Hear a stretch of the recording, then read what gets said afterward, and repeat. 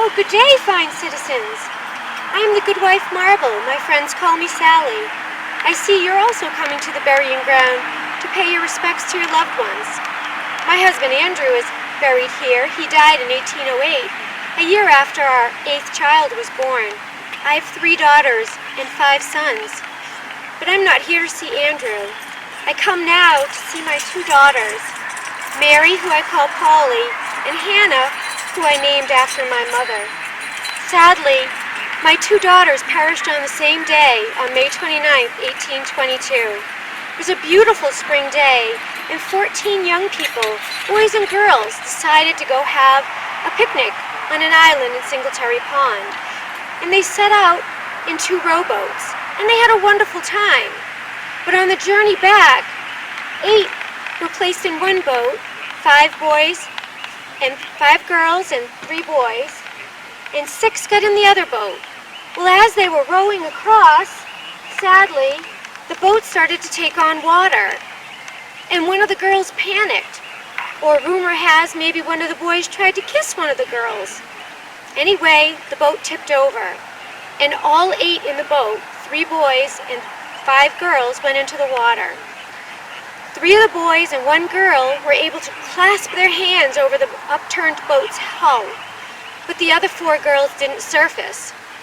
The rowboat that was still afloat quickly rowed to shore, let off its 5 passengers, and rowed back to help rescue those that were still in the cold, cold water. Well, they never found my Polly, Hannah, Adeline Lombard, who was only 17, and poor little Nancy Tenney, who was only 14. When they got the upturned boat back to the shore, they found one of the young ladies under the boat. They found another one floating in the pond, but they couldn't find the other 2. The bell was rung around the community of 2,000 people, and everyone came out, but it got dark. So the next day they came back, and they found one in the morning and the second in the evening. And they put them all together in the meeting house, and it was decided that they would be interred forever together under this one stone. So it's my Polly, my Hannah, Adeline, and Nancy, all here. And this year, this spring, 2022, it will be 200 years since the tragic accident on Singletary Pond.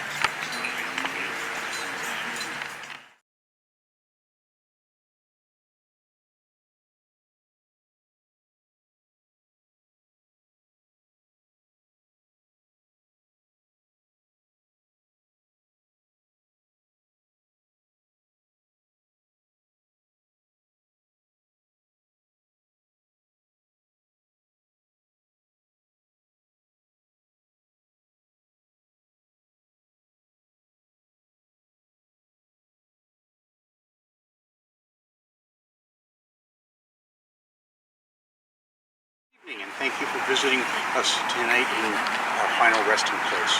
I'm playing the role of Reverend Steve Morse, who came to Sutton at the age of 21 in 1736.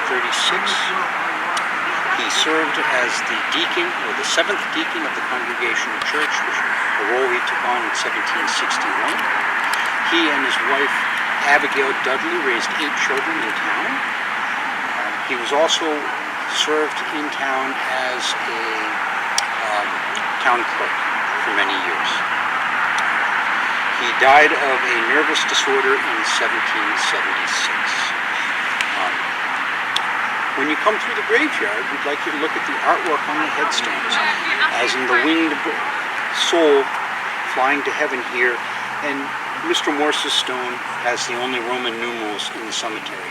The rest of them would be Arabic numbers.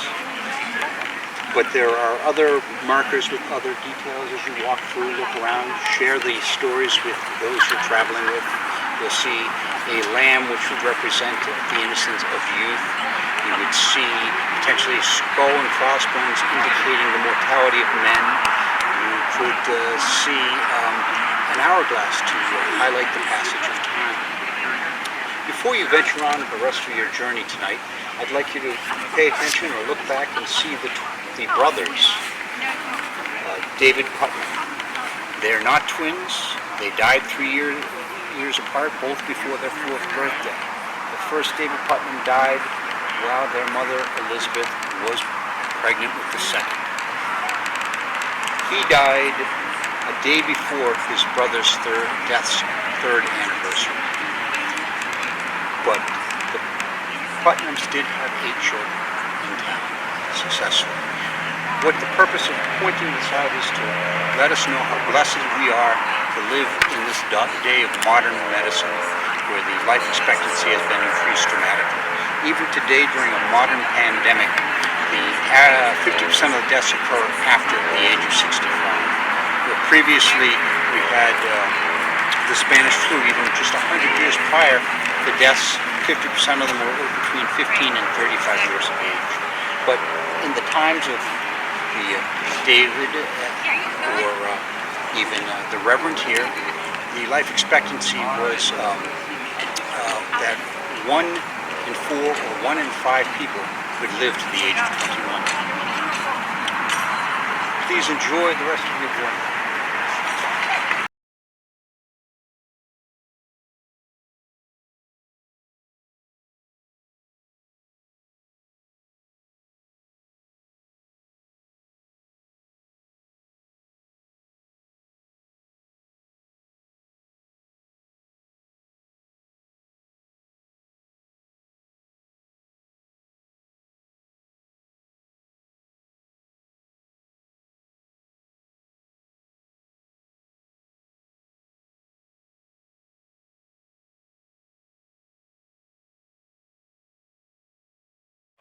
And you can see that, number one, we were a prosperous family, and we were a big family. So they had this whole area. The King family is one of the oldest ones in Sutton, and they own a large farm at the top of Uxbridge Road, and it's still held by family members. So they've been around 300 years. I am actually Captain Henry King. My father was William King. He was one of the original proprietors of Sutton. And my younger brother, William, was the first white man who died in Sutton. He's buried somewhere in here, but we can't find his marker. The town of Sutton, actually, and the King family, contributed greatly to the Revolutionary War. And we had 2 ways of contributing to the war. We had militia, which was just every farmer who was over the age of 15 that would come to maybe a monthly drill, and then we had a minute company, which they were ready to go, as they said, at a minute's notice. That was a term coined by Colonel Henshaw of Leicester, that the men could be ready to respond, which meant that they always kept their muskets with them. If they were plowing or working, they had their muskets with them and all their equipment. They would drop whatever job they were doing and head off to where the battle was. In this case, in April 18, 1775, they had to head to Lexington and Concord. They went overnight, and by the next morning when they got there, the British were on their way back to Boston. So they helped harass the British on the way back to Boston and were assigned to camp out in Cambridge. By that time, the Sutton militia, which was everybody else that could carry a musket, was there to provide support, and they were encircling the British that were trapped in Boston, because Boston at that time was more like an island. The militia was unkept, undisciplined, and they just lived wherever they were assigned. They had very rudimentary tents, and it was appalling to George Washington when he was sent to Cambridge. And the problem with the militia was they elected their own officers, and if you were in the militia, you would not take a command from another town's officers.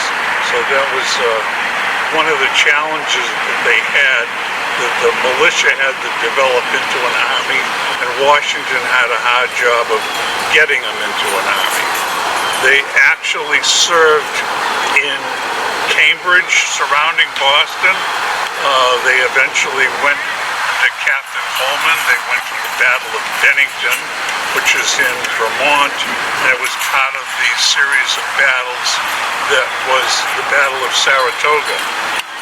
The Battle of Saratoga was particularly important because in winning the Battle of Saratoga, the French realized that they could be aligned with the Continentals because they were winning the war, and that enabled the French to provide arms and munitions to the Continentals. So who has questions?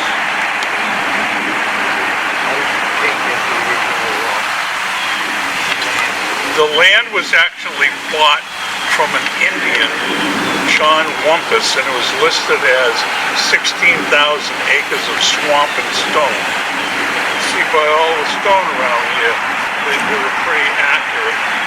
Then it was, people were able to subscribe to areas. One of the original people who owned property here was this White House down here was owned by John Hancock. And the house across the street was actually the builder's showcase model for houses in the area. So there were speculators who bought land and then sold it to people who wanted to live there. And this was an example of what you could have for a house.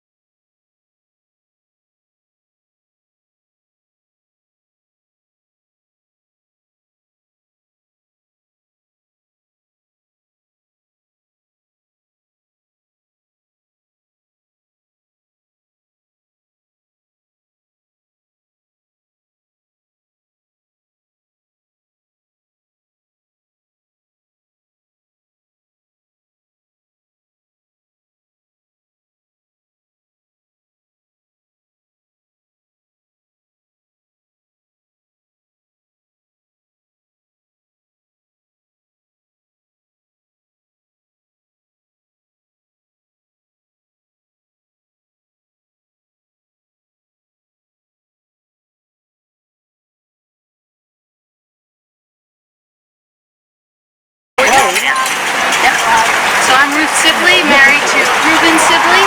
My parents are buried right next to us, Nathaniel and Ruth Sibley. We're grateful to the volunteers of the Sutton Historical Society who work with the funding from the Sons of Veterans of Dudley Veteran, along with the local vendors Silverstone and Olin Graphics, who recreated these headstones because the original pieces had fallen into the ground and they were worn away, so no one knew what they said. This little piece was in fact in the ground and they didn't even know it was here until they started excavating the base. So by having this, it gives you living history, which we would have lost. Does anyone know what this means on the gravestone, the AUT? It's Latin. What? Of the age. Well done, yes. So it stands for the Latin word, like etc. is always abbreviated to ETC. This is Aetitus, and it's abbreviated to AET, of the age. So my father died in December at the age of 83. My husband and I, were, like my parents, were born here in Sutton and lived our entire lives here, and of course died here. We had 10 children, 4 of which preceded us in death, which was a common thing in our time, but was still a blow every single time. Of our children who survived, some of them stayed here in Sutton, like my daughter Hannah, who married the lawyer Amasa Roberts. They are both buried here in the Sutton Cemetery. My other daughter, Hulda, she married Moses Morse, and he's famous for inventing the sewing pin machine, which produced sewing pins quickly and cheaper than ever before, which was a huge service to families across the country. Of our children that moved away, our son Solomon was a delegate to Congress, and then he later went to the territory of Michigan, where he was a judge on their Supreme Court for many years. Of our grandchildren, again, some stayed here in Sutton and some moved away. Our grandson Henry Sibley served 5 terms in Congress and then became the first governor of Minnesota. We decided that 2 of our grandsons, Ebenezer and Caleb, went to West Point and began a life of military service, like my father Nathaniel and my husband, who served in the Revolutionary War with the 2nd Sutton Company. He commanded a company of matrosses. You know what that is? Which are soldiers. Matrosses are soldiers who accompany artillerymen and help them with moving the artillery, loading the guns, helping with firing them, and maintaining. So that's a little bit about the Sibley family here. So the next time you go out to Sibley Reservoir or drive down Sibley Road, you'll know a little bit of the backstory. Thank you. Thank you. Thank you. You want to call me, folks? I'm going to